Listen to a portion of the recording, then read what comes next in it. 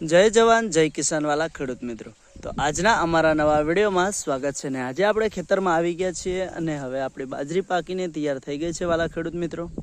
તો આજે આપણે થોડી બાજરી વિશે વાત કરીશું અને વાલા ખેડૂત મિત્રો હું તમને મારી બાજરીનું વાવેતર પણ બતાવીશ। તો તમે જોઈ શકો છો વાલા ખેડૂત મિત્રો કે આ છે આપણી બાજરીનું વાવેતર અને લગભગ આ વખતે આપણે 7 થી 8 વીઘા બાજરીનું વાવેતર કરેલું છે અને આ વખતે બાજરીની અંદર આપણે વીઘે 70 થી 80 મણનો ઉતાર મિનિમમ લેવાનો છે અને આપણે કઈ રીતે બાજરીનું ઉત્પાદન લઈએ છીએ અને કેવી રીતે બાજરીનું ઉત્પાદન લેવાથી ખેડૂતોને સારો ફાયદો થાય છે અને વીઘે ઉતાર ખેડૂતોને સારો મળે છે એ વિશે આજે આપણે વાત કરીશું।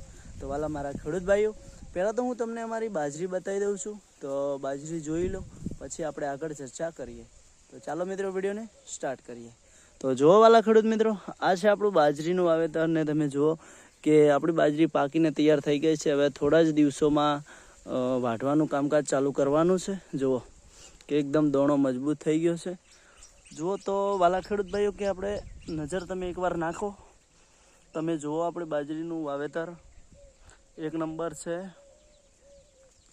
તો વાલા ખેડૂત ભાઈઓ તમે ચારે બાજુ જોઈ લીધું, હજુ 4 વીઘા બાજરીનું વાવેતર પેલી બાજુ કરેલું છે અને આ તમે જોઈ શકો છો કે આ બાજરીનો દોણો તમે જુઓ ખાલી કે એટલું મસ્ત એનો જે ડોડો છે એવો ભરાણો છે કે આ વખતે આપણને કમ્પ્લેટ 80 મણથી વધારે વીઘે ફાયદો થશે જ।